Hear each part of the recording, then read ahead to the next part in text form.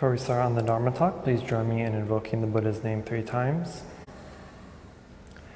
Namo Shakyamuni Buddha. Namo Shakyamuni Buddha. Namo Shakyamuni Buddha. Namo Shakyamuni Buddha. Okay. Anyone exhausted yet?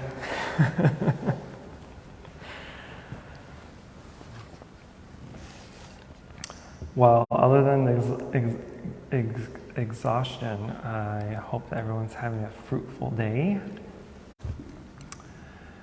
and having a good opportunity to practice together. I know it's a lot to go through in such a short amount of time, but I think at least hopefully it will be beneficial for you. So the theme for this summer retreat was to developing our spiritual practice. And I think this theme is suitable for the 8 precepts because we do quite a bit of different things in one retreat that we would typically do in different periods of time within our own practice. But I think the one of the biggest takeaways I would want everyone to do and take home with you is to be aware, be mindful, and know exactly what types of practices go on, or at least that we do. So far we've chanted. How many times have we chanted? I've lost count. 3, 4, something like that. And they're all different chants, right? And we had different meditations so far. Our last meditation will be the most lively because it'll be a combination of we'll do a combination of chanting meditation, the Amitabha meditation. So if you're familiar with Amitabha meditations, when we recite Amitabha as we walk, and then we sit down, and then we recite it faster and faster and faster, and then come back down to pretty slow and just calm our body. I enjoy that meditation because after all that chanting, especially when we're going really fast for a few minutes, your body has a nice hum, a nice vibration to it. So your body's much more calmer and stable for sitting meditation. So that'll be our last session of meditation this evening. But anyway, what I also wanted to cover is how do we practice? What do we practice? Right? I think in our spiritual practice, at least in Buddhism, there are 2 main key elements to our practice, the main key element is motivation. The 2 sub-elements of that is motivation for the benefit of ourselves to become enlightened, and the motivation for the benefit of others to be enlightened, right? And in Buddhism, there's a concept called bodhicitta, which is the altruistic motivation or wish to become enlightened for the benefit of all beings. And so, as we practice, there are, of course, different types of practices, different types of people that practice. There are the Buddhists who may have been born into Buddhism, right? Their family's Buddhist, and so they grew up Buddhist. There are the people who get married into Buddhism, right? Maybe your spouse is Buddhist, and now all of a sudden you've incorporated that in your own life. Or maybe you're a person who goes to religion in certain circumstances. Someone's dying, someone's sick, you need help, you're begging for help, right? You come to religion in that sense. And then there's the majority of American Buddhists are the converts, the people who come from Buddhism, who are maybe unhappy or unsatisfied with the religion that they grew up with, right? And so they are missing a piece of themselves, and so they look outward and come upon Buddhism. To me, that's the best type of person to be a Buddhist, because at least in Western countries where Buddhism has become pretty popular, I guess is the right word, people are more encouraged or more motivated to study, right? Because Buddhism, as much as it's a religion, as we can see, right? We have rituals and practices, but it's also very much a philosophy. It's a psychology. It's a way of life, right? And so when we practice Buddhism, we need to. There's a lot of people who read Buddhism, know Buddhism, but don't practice Buddhism. And there are people who practice Buddhism but don't read and don't study Buddhism. So you're either a scholar on one hand, or someone who's just superstitious. You're praying for whatever reason, right? So no side of the coin here is a good side. So the best side is to combine both of those motivations. That way you are studying, you're practicing, but you're also applying those practices to life, right? Into your life. Because it's one thing to know Buddhism. It's one thing to know, yeah, I know what the Four Noble Truths are. I know what the perfections are. I know how to be patient and compassionate. I know this, I know that. But are you actually doing that? Are you actually applying it to your life? And so a lot of people are like, yeah, I'm compassionate. I give. I'm patient. I'm a nice person. But as soon as they walk out the door and step into their car and they start driving up to home, someone cuts you off, all of a sudden you're cussing them out, you're flipping them off. Where's the compassion now? Right? Or you're standing at the stoplight and someone's, begging for money. Oh, I don't want to give you money because I don't know what you're going to do with it. Where's your generosity now? You're stuck in traffic. You're stuck in a line at the grocery store or wherever else, and you're impatient at this point. What's going on? And why am I stuck in traffic? Why is the line not moving? Where's your patience now? Right? And so a lot of times we're like, yeah, I'm this, I'm that, I'm patient, I'm compassionate, blah, blah, blah. But when the time comes for it, you forget about it. I'm like, no, I'll be compassionate later, another time, when it's easier, right? And that's the fault of most people, is they will practice when it's convenient for them. They'll practice when it's an easy situation. Because of course not all situations are easy, not all situations are the same.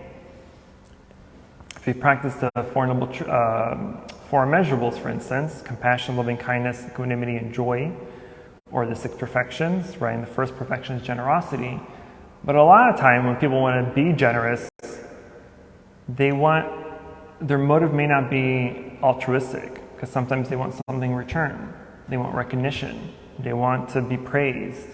Oh, you're a good person for giving. Thank you for giving. They want a plaque. They want an award, right? And so it's important to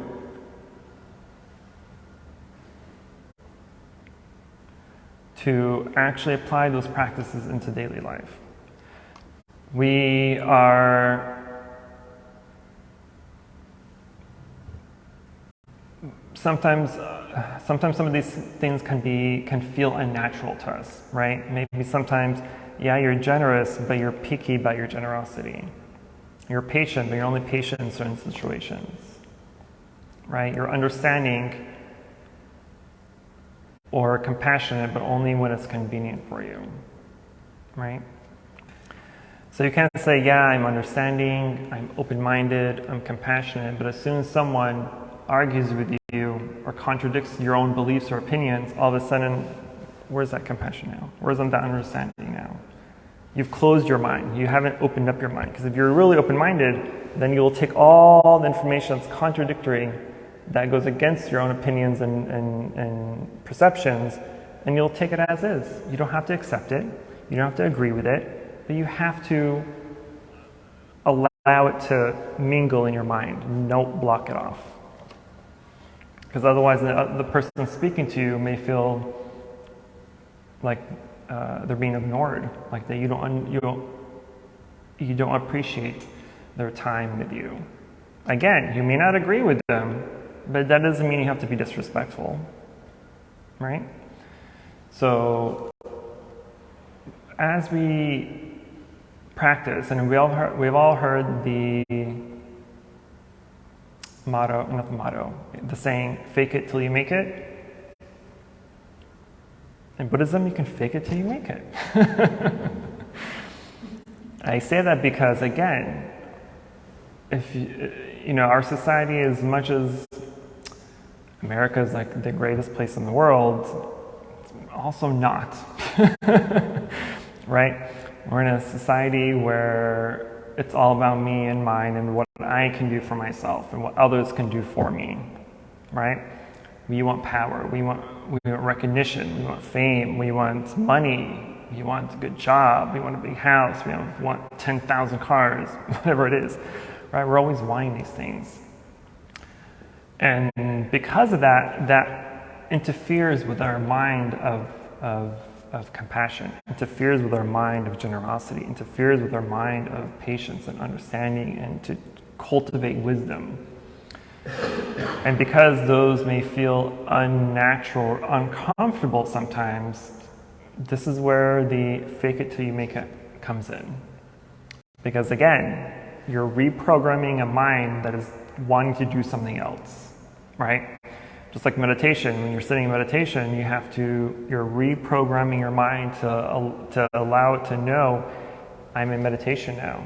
All these distractions that are happening, all the thoughts and feelings that arise, we have to confront them correctly. And by doing that, we're telling our mind, hey, I don't want to be distracted. You're telling your mind, this is time for meditation. Because when you're in meditation, our mind sometimes is not our friend. Our mind is trying to bombard you with the past and with the future. Because that's what it can control. Our mind is obsessed with time. It's obsessed with the past, our regrets, our failures, our successes, and it's obsessed with the future. Anxieties of the future, our goals for the future, etc., right? Because it can control those two aspects of our mind, but it cannot control the present moment. The present moment is the only time our mind does not have control over. And so when you're sitting in meditation, trying to be here now, your mind's like, no, I don't like this. Let's think about that thing we did 2 years ago that caused us so much suffering. Or let's think about work for next week and our to-do list, our shopping list, right? And so you constantly have to drag your mind back to the present moment. And so by doing that, I lost my train of thought. You're reprogramming your mind, you're training your mind to know that thinking about the past and thinking about the future is not correct practice, right? So, and I always use this example that when you go to the gym and work out, you have to be working out constantly for so much amount of time just to make some little effort, right? We can't just go to the gym one time, work out, and be like, yeah, I'm a bodybuilder now. But I can take on everyone. Probably not, right? So the same thing with meditation. You can't just sit 1 time, 2 times, 3 times, and all of a sudden you're a Zen master. It takes effort. It takes time. It takes patience. So we have to allow ourselves these feelings, allow ourselves the chaos that comes with our meditation practice. Because not every single sit that you do, sitting meditation or walking meditation you do is going to be successful, right? How many here this last meditation, how many of you felt like that was an easy sit? Like you weren't tired, your mind was present, you're in a good spot. How many felt that way? Nobody? Seriously? Oh my goodness, I'm obviously doing a bad job. It's okay, I didn't either. My back really hurts today, so it's a struggle. I accidentally ran into the corner of the truck, so I have a big bruise. But anyway, back to our practice. So in situations in life, especially the ones that are typically uncomfortable for us, right? The situations where we're stuck in traffic, or we're stuck in the line, or we're in a heated argument with someone, or whatever it may be, right? It's one thing to not do anything at all, right? That's the worst thing you can do, is not do anything at all. Completely forget about your practice. It's the worst thing you can do. The next best thing to do is start yelling at whoever you're yelling, but all of a sudden have that remembrance that, wait a minute, I should probably watch my thoughts, watch my speech, watch my actions, be mindful of what's being said, right? Because once words are spoken, and they're bad words, harsh words, unwholesome words, you can never take those back, right? So you have a potential of hurting this person you're speaking to, you have a potential of offending them, or just, hurting their feelings, whatever it may be. But once it's said, it cannot be taken back. So if you're mindful in those difficult situations to watch what's happening in your mind before you said it, then you won't have anything to regret about later. And it's easier to continue on with the discussion or to stop the discussion altogether. The third step is to be mindful from the very start until the very end of it. So even as the argument's happening, you sit there mindfully. You watch your thinking. You watch what's happening in your mind. Because part of the mindfulness practice, or part of meditation, is watching our mind. What happens in our mind, how our mind thinks, how our mind works, right? Because if you can watch our thinking, especially in meditation, if a negative feeling or emotion arises, take note of it. Hold on to it, right? Use that feeling as your object of meditation and figure out why it arose. Why did this feeling of anger arose? Where is it coming from? What is the cause of it? And how can you remedy it, right? Because if you can locate and pinpoint the root cause of that anger, then you have something tangible. You have something to work with. You know exactly what's causing that anger, and you can do something about it. Maybe it's a person that you have to unfriend. Maybe you have to distance yourself from them. Maybe you have to remove them from your life completely. Maybe it's a different situation. Maybe it has to do with family issues, work issues, life issues, whatever it may be. But as long as you've pinpointed the root cause, you have something to do. You have something to work with, and you know what to, hopefully, can figure out what to do to get rid of it. And then once you do, and you get rid of it, then it's no longer an issue and no longer arises during meditation. So you have one less issue to worry about during the meditation. But you have to constantly do that, right? Because there's always hundreds of issues that arise during meditation. So tackling one may not seem like a big deal, but it's a huge accomplishment. Huge accomplishment. Even the fact that even if you're meditating and you're concentrating on your object of meditation, you're doing good, but all of a sudden a distraction arose, maybe you entertain it for a little bit, maybe you start playing around with it, but maybe after a few seconds, maybe after a few minutes, you realize that you're being distracted. You recognize and you realize, you're aware now that you're entertaining these thoughts, right? So even though you've lost your object of meditation and now you're distracted, the fact that you were aware of it and you caught it, a huge accomplishment. Huge accomplishment. People get so discouraged sometimes and they tell me, I just can't sit and meditate and clear my mind. I'm always thinking. Okay, but who told you to stop thinking? Meditation isn't about stopping your thinking, because it's obviously impossible, right? The point of meditation is to know that you're thinking, so that when a distraction arises, or when thoughts arise, or when feelings or emotions arise, that you know that they are arisen. You know that they're there. And when you know that they're there, then you know not to entertain them. You know not to engage with them. You know that it's there, you acknowledge it, you accept it, and it'll naturally go away on its own. Right? Because your mind's trying to take over, but once you catch your mind, right? It's like a game of hide and seek. Once you've caught them, game's over. Same thing with our mind. As soon as a distraction arises and you catch it, like, okay, fine. Right? And so our mind skids away a little bit and tries to come back with something else, and you catch it and it goes away, and something else comes and you catch it, right? It's a constant game of back and forth, which is totally fine, totally normal, as long as you are aware, as long as you're being mindful of those distractions that arise. And so our practice in everyday life is the same thing. So if you're in a situation, whether at home, with your family, your spouse, your friends, co-workers, whoever it may be, right? If you're mindful of the thoughts that are happening in your mind as you're in a discussion or in an argument, and you're being mindful and you're aware of what's happening in that mind, you're able to control what comes out of your mouth. And then you're able to control what actions you do, right? Because everything starts as a thought first. It goes from thoughts, and if it's a bad thought, if you haven't caught it, then it becomes speech, it becomes bad speech. If you haven't caught that bad speech, then it can potentially be bad action, right? You can think of hitting someone, then you can say, I'm going to hit you, and then you hit them. But if you catch the thought in the first place, when you're thinking about hitting them, and you catch it and you become aware that that negative thinking is happening, then you can say, okay, I need to calm down, or I need to watch what happens. That way you don't mistakenly say something bad and then do something bad. You're able to catch yourself from the get-go.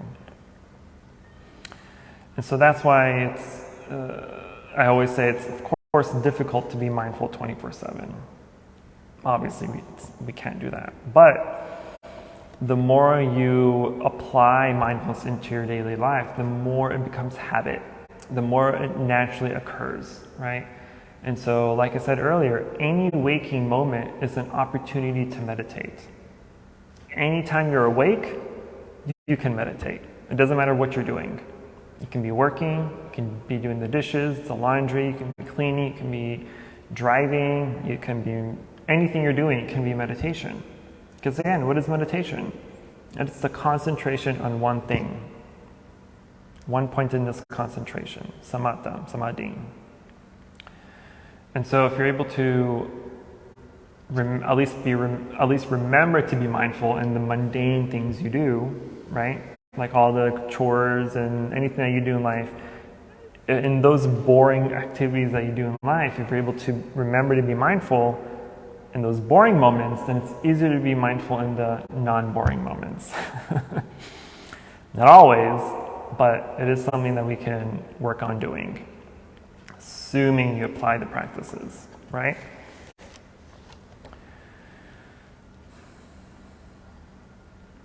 And another reason that the 8 precept retreat is helpful or conducive to your practice is that you can see the variety of practices that we do, right? Because everything that we've done and chanted today isn't something that we normally do all the time, right? This is just this is a condensed version of like a 3-day retreat, basically. We're trying to smush everything into 12 hours. It's a little complicated sometimes, right? We're tired a little bit more, we're exhausted a little bit faster, and so, but at least you know something that you can do on your own, right? So now you know what chants we have. You know, you can get a chant book or buy a chant book, so you can do the chants at home.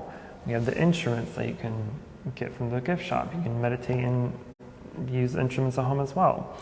And so one of the, I think, to me at least, the 8 precepts gives is just a good example of what a daily practice should look like, right? And your daily practice doesn't have to be long, like any of the things we've done, right? You can chant something very short, maybe the beginning and the ending of our normal chants, right? 5-10 minutes. And meditate 5, 10, 15 minutes. It's perfectly fine. You don't have to sit for the full 45 minutes that we've been meditating, right? Because, and that's another thing, is your practice has to be has to be genuine. It has to be motivated by altruistic intentions to truly help yourself, right? You can't just say, yeah, I want to be a better person. I want to be nicer. I want to be calmer. I want to be more at peace. Okay, that's nice, but what are you doing about it? So if you're able to go home and at least do some short chanting, even short meditation, because if you meditate correctly, genuinely, for 5 minutes, it's better than sitting for 30 minutes completely distracted, right? You've wasted 30 minutes for what? When you could have at least used 5 good minutes to meditate versus 30 crappy minutes of meditation, right? And so start small if you have to. Start 5, 10 minute, 15 minute sessions, perfectly fine. You don't have to do hours of meditation, hours of chanting, but you have to do something, right? Otherwise, you're going to be like the people who are just blindly have blind faith, right? You're going to be one of those people that come to the temple or come to religion when it's convenient for you. My parent is dying. I'm dying. My sibling is dying. Let me go to church. Let me go to the temple. Let me pray. No, it doesn't work like that. Right? You don't want to be one of those people who only goes to church or goes to temple during Christmas or the holidays. That's not a genuine Christian. It's not a genuine Buddhist. A genuine Christian or genuine Buddhist or a Jew or a Muslim are the people who apply the practices outside of church, outside of temple, right? Otherwise, what are you doing? What are we doing? You're going to church because it's Christmas, it's Easter. You're going to the synagogue because it's Hanukkah. Going to the temple because it's New Year, Buddha's birthday, and that's all you come for? What are you getting out of it? These are extraordinary events that are completely out of the normal practice of any of those religions, right? The big holidays are always, the rituals, the ceremonies are always completely, exaggerated a little bit because it's a special event. So you don't really get the true genuineness of the practice by those big events. So as much as coming to temple regularly is important, it's also just as important that you apply and use those practices and teachings in your own time, whether it's at home, at work, out and about, whatever it may be.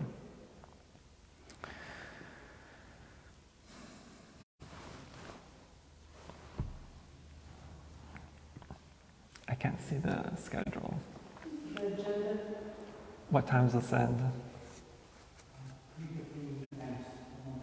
Okay, 15 minutes. Just making sure.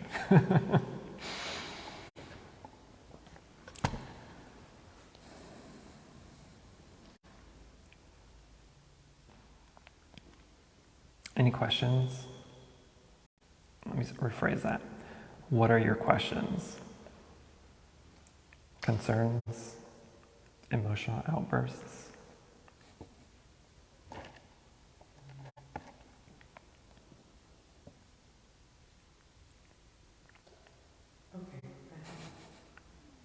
I was waiting for it because that's why I was waiting, pausing. So the theme of the retreat is the 8 precepts, and it's the 5 and the 3 added to it. And you mentioned in your talk, and so did teacher, that it's also kind of meant to show like a preview of what a monastic life is like. And so if in the like for yourself or for someone that is, I mean, that's literally what happens every day. So there would be just the repetition of the same things, some chanting, some meditation, chores, food. That's the entire pretty much practice. Yes. You can ask Christopher. Christopher's been here all week. He's been doing a week retreat with me, so that's our daily schedule. 5 a.m. morning chanting, meditation for an hour, and then we do chores and studying, and then in the afternoon we have another session of chanting, meditation, chores and study, and then in the evening, chanting, meditation, chores and study. So yeah, it's pretty much what it is. It's a consistent practice. And so at least for the retreats, the one-day retreats are not, I don't always think they're the most beneficial sometimes, because we're condensing an entire day into half a day. It causes exhaustion a little bit quicker than it should. A true retreat should be minimum 3 days. And a correct full retreat is 3 months. So, so this is a very condensed version of it. But yeah, I mean, and if you think about it, we have, you know, the 8 precepts are lay precepts, right? You can either take them temporarily like we are doing today, or you can take them permanently. And then as a novice monk or nun, you take 10 precepts. And then as a full ordained monk and nun, you take 250 precepts or 6 precepts from the nun. But in the environment of a temple or monastery, your circumstances are very conducive to your practice, right? We don't have the external aspects of everyone else that may cause a disadvantage to the practice, right? Because you have jobs, you have family to take care of, you have friends to socialize with, you have a list of everyday things to do, right? Our days are thankfully not like that, right? So we're in an environment where it's very conducive for the practice. So the idea of the retreats is to allow everyone else to have that same feeling of just freedom of just practice. Not needing to worry about your job, not needing to worry about your family or friends or your to-do list or whatever it may be, right? You're in a perfect environment where it's helpful and most appropriate for your practice.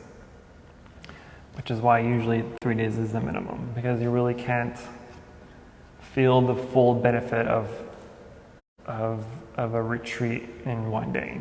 Maybe you can, but mostly, you know, you're just tired at the end of this.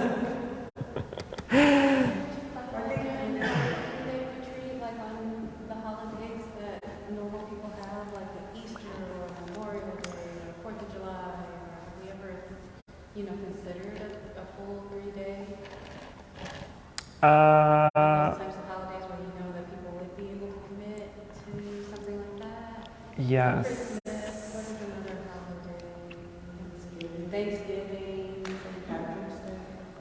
I don't think they can do it 3 days. They don't get it 3 days. Memorial Day. Yeah, Memorial Day. They have a 3 day. Easter, they have a 3 day. But I get that it's Good Friday, right? Right. I mean, there's definitely times of the year where it's manageable to do like a 3 day, right, when you have 3 day weekends. But I mean, who really wants to? I would be interested. Like if we did it, especially in the spring, like during one of those Easters or days where it's not so hot outside, where we could do a lot of outdoor work or things like that. Maybe it's something we can consider for the next years. Most people just want to like barbecue and party on holiday weekends. They're not very spiritually. Give it a shot. I mean, I agree wholeheartedly, 100%. I agree. It might be only, It's people that first time, but I think it'd be worth a shot to just try. I mean, people barely want to come to a half-day retreat. I can't imagine where they want to come. What is it, hit the nail on the head or something? Mm-hmm. I can't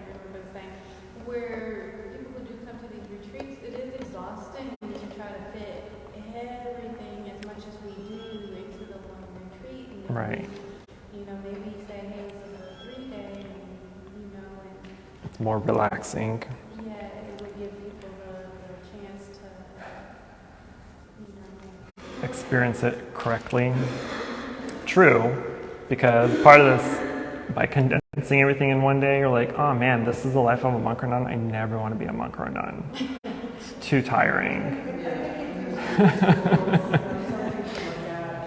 But, I mean, my schedule's not like that. My schedule, our morning chants at 5 a.m., and we have afternoon chanting usually around 11 or 12, then evening chants at 6. And so you have all the time in between to study and to do chores and take a cat nap or two.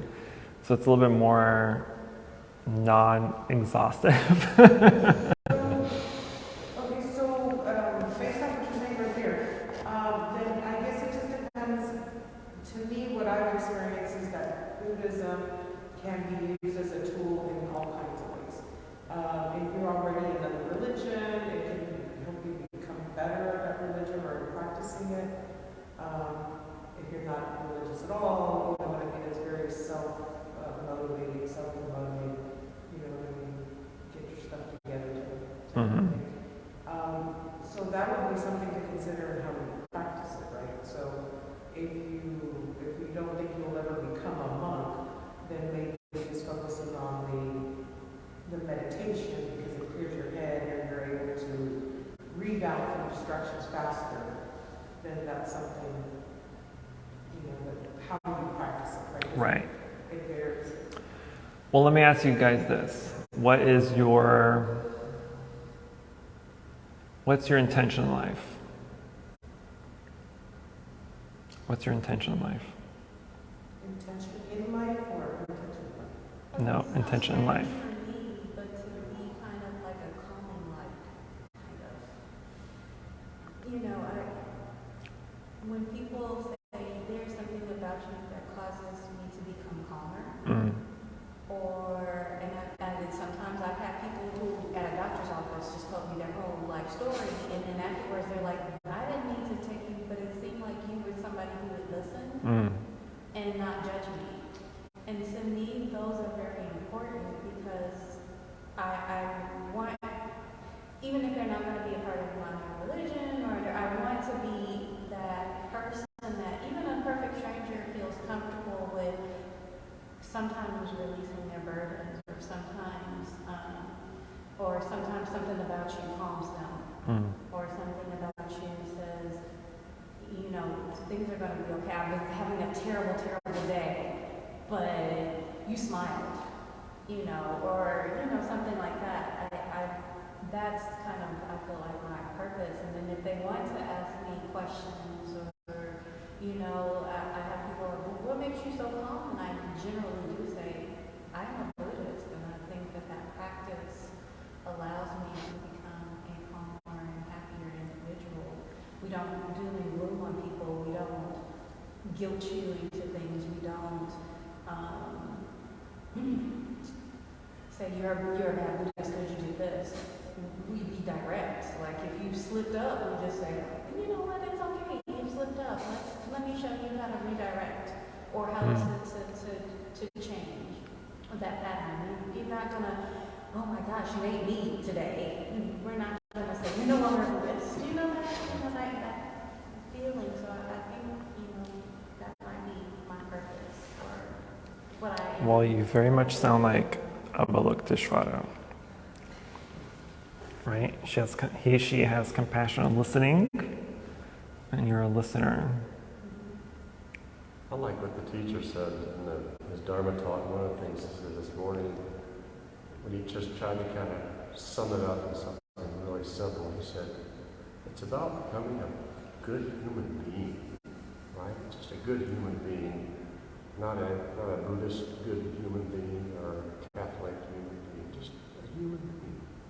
And all the things that we're talking about are ethical and moral and positive ways that we treat and support each other. So, like you said, I mean, we are like a human beings living in a world, you know, with jobs, kids, husbands, lovers, and a bunch of things happen, no? Right. So, truly, how we combine this, because for me, this is my reset, you know? I do this to reset my mind when I feel like that is enough for me. And I try to meditate, to read, and learn.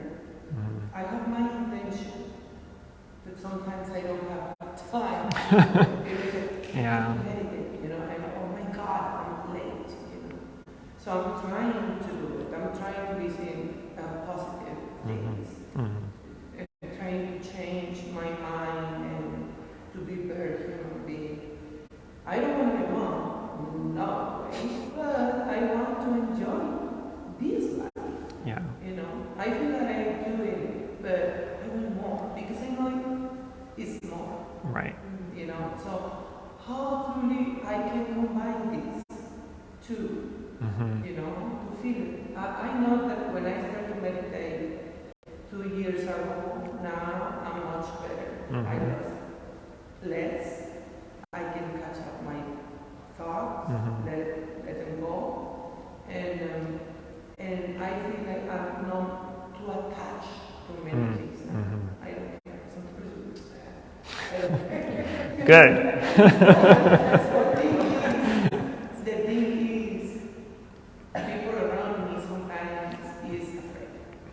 Right. Because for the big things, you know, sometimes for my kids or something, I don't wanna get involved because it's their life.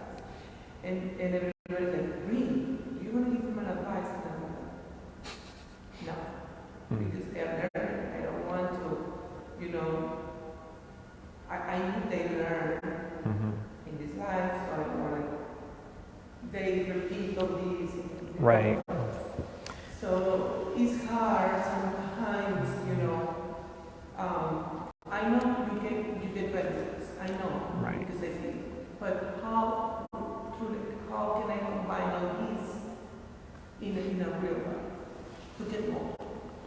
Well, it sounds like you're already doing most of it, but it will take time because you have an entire life of imprinted patterns and behaviors that you've always consistently done throughout your whole life, and now all of a sudden you're trying to change them, right? So you're trying to delete 20, 30, 40, 50 years of life lessons and patterns and habits all of a sudden, right? It doesn't work like that.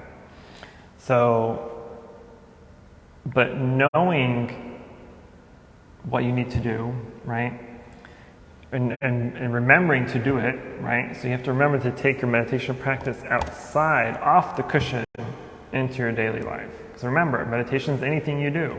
Speaking to your kids, disciplining your kids, telling them what's right and wrong, all that is meditation. It's the way you interact with them. It's the way you speak to them. It's the way you are able to acknowledge what they've done, right? Maybe they've done something bad or a fault or something, and you acknowledge it. You don't get angry about it. You understand because they're children. They're going to make stupid mistakes, right? Or even adults make stupid mistakes. But you acknowledge a mistake has been made. Work with it. You work with it. You're not ignoring it. You're not trying to change their mind or change their habit. If you want to motivate or change the mindset of your children, you have to make those own changes in yourself first, right? Because children are very impressionable. They do what they see. So if they see you doing something bad, they're gonna be like, okay, that must be an okay thing to do because mommy's doing it. Mommy is smoking. Mommy is drinking wine every day. I'm gonna go ahead and smoke and drink wine every day, right? So they're seeing these habit patterns that you are doing your entire life. And now all of a sudden, after they've seen you do it, and after you've already done it your entire life, you want to change, that change cannot just magically erase over time, right? So you have to be aware of what happens in your mind and happens around you, because sometimes we react without thinking, right? And when we react without thinking, and we say something bad, and we do something bad, and all of a sudden now we're in regret.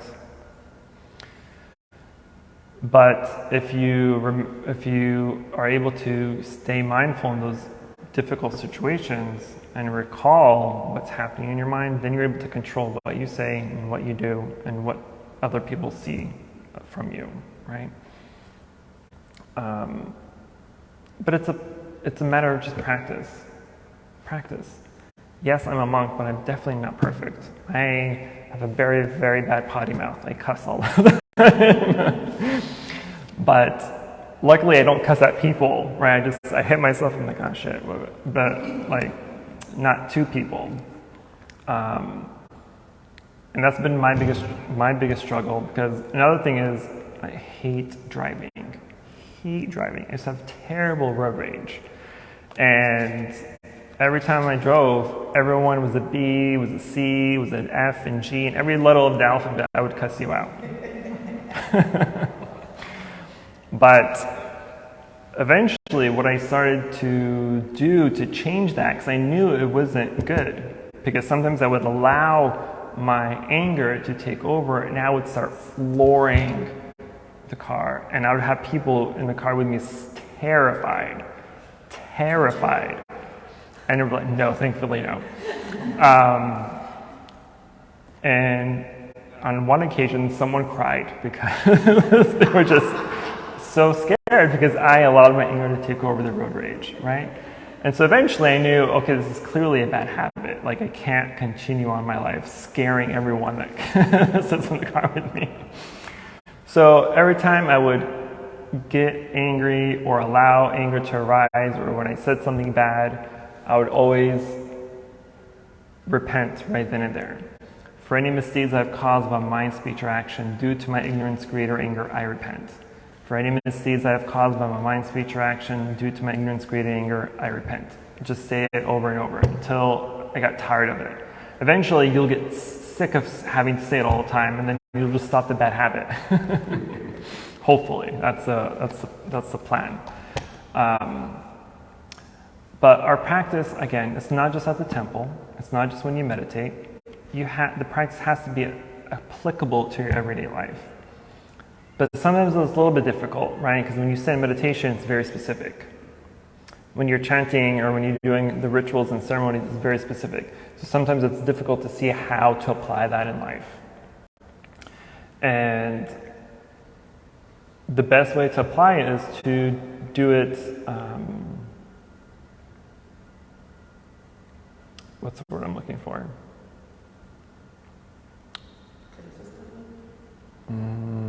Not consistently, is to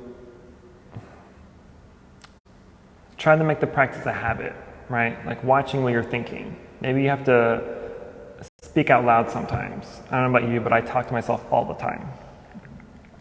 And so when I talk to myself all the time, I sound like a crazy person. When you talk to yourself, you are able to physically hear your thoughts, right? And so it's easier to catch the bad thoughts. It's easier to catch the things that may be unwholesome or negative, and you're able to correct yourself right then and there.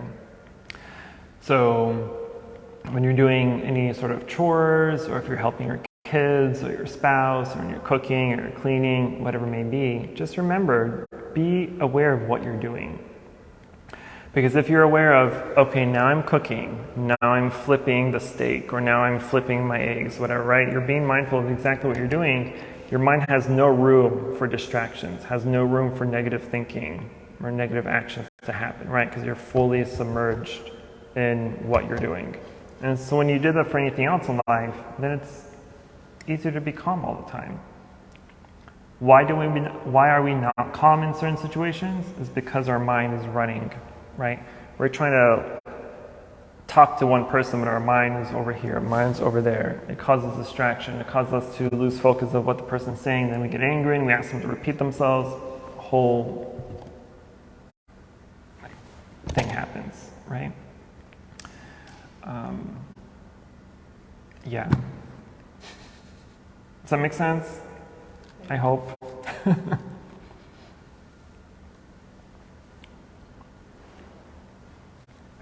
Or you can also find, what I used to also do quite often is to find a mantra that you like, and then just repeat the mantra all the time, every time. anywhere you are. Anything you're doing, mantra, mantra, mantra. I used to, back in college, I used to work at H&B as a cashier. Woo! You can imagine those crazy customers sometimes, right? The Karens is what they call them, Karens. And so there were a lot of, for me personally, for the most part, other than driving, it's very difficult for me to get angry. Like I have a very high tolerance of being angry. But there was a couple of times working at HB, I'm just like, oh, no, woman, no, right? Or I had to like take myself off the floor and go somewhere to calm down. But in those situations, all I did was recite a mantra, recite a mantra, recite a mantra. Because if you think about it, if you're angry, if someone said something to you, and it was around that same time where I learned to stop being offended, right? People get so offended nowadays so easily, it's annoying. But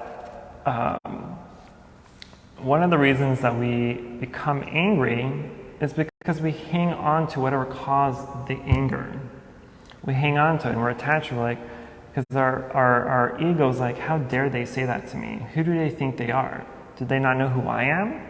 Do I know what my rank is, what my status is, what my job is? I'm a big shot. How dare you speak to me like that? Right now, all of a sudden, we're offended. Who are you? Nobody. You're a human being in the world, living a life like everyone else, right?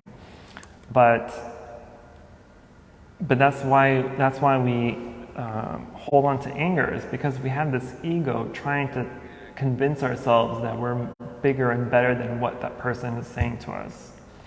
If someone came by now and called you a big fat purple cow, does that actually make you a big fat purple cow? No. So why are we angry about it? We're angry because they call us a name. So what? So what? And the practice that I use to not be offended, and I love this, is to think of it this way. Is what they said to you correct? Is it true? If it's true, then why are you offended? It's true. The second part is what they said to you incorrect? Is it false? If it's false and not true, why are you offended? So either way, it doesn't matter. Right? I know like in high school and college I played tennis. And my first year of college, one of my teammates, he was a lot to handle. He was that one typical like rich kid in the school and just whatever. But anyway, for those that don't know, I'm half Middle Eastern, right? And so this kid was all like, at the time I had glasses that didn't have like the nose rubber on it, right? It was just plastic, those Ray-Bans, and so it fell off my face quite often. So he's like, why isn't your big nose catching your glasses? I'm like, oh, my big nose, thanks. It's custom made. Do you like it? Right? Call me big nose. Okay, it's true. It's true. Obviously, it's true. So who cares? It's not true. It's not true. Who cares? So just think about that. Next time when someone yells at you or argues with you and calls you names or whatever, ask yourself, is it true? Yes, it's true. Okay, why are you mad? Is it not true? No, it's not true. Okay, why are you mad? Get over yourself.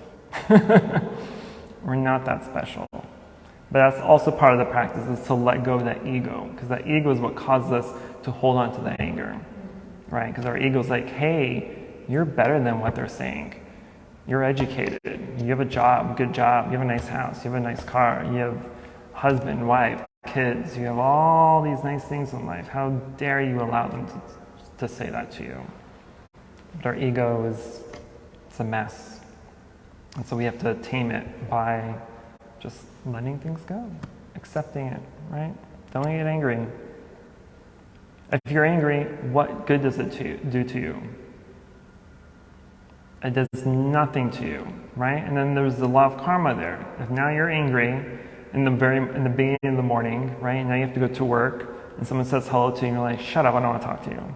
Now you made them in a bad mood, right? And then it's a domino effect. Now they're in a bad mood, and someone else tries to talk to them, and they cause them to be in a bad mood, and so you just Now you have a whole office of people in a bad mood because you hung onto some anger. But if you didn't, and you went in chipper and happy, it's the next day, whatever, someone cut me off, someone called me a name, whatever, you go in, hey, how are you? I'm fine, how are you? Blah, blah, blah, right? Nice life. But unfortunately, we don't live in a world like that. Someone calls your name, you call them a name, ooh, it's the end of the world. I find that so hilarious, honestly. I don't know why people get offended. Yes, sir. Yeah, I was going to say that when somebody says that you like look at from the perspective of past karma. Mm-hmm. Maybe I did it like time, something Right. like that, or something I said to them, you gave it Mm-hmm.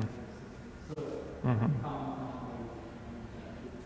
and sometimes your subconscious thoughts, even if you're not angry of them, your facial expression. Right. Oh, Is maybe the language of I can speak with my facial expressions very easily. Right.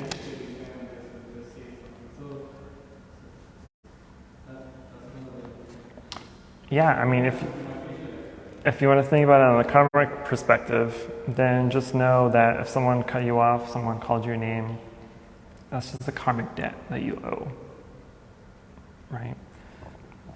Like tomorrow I'll be talking about dependent origination, the Dharma talk for the Sunday service, and I don't know how much I'll get into, but the teaching of dependent origination is basically the law of cause and effect, of karma, of how things come to be. So everything that comes to be in your life is because of something else that has occurred, that has happened. Because the circumstances that created that situation is there, then it's the whole thing. We'll talk about it tomorrow. I don't want to go into it. I'm already past my time. With that said, if you have any questions, we'll talk about it later. Right now, we have things to do. So we will transfer the merits and continue on our schedule. So please join me in invoking the Buddha's name 3 times. Namo Shakyamuni Buddha. Namo Shakyamuni Buddha. Namo Shakyamuni Buddha. For any positive karmic action we've accumulated here today, we wish to transfer the merit to all sentient beings and wish them full enlightenment. Namo Shakyamuni Buddha.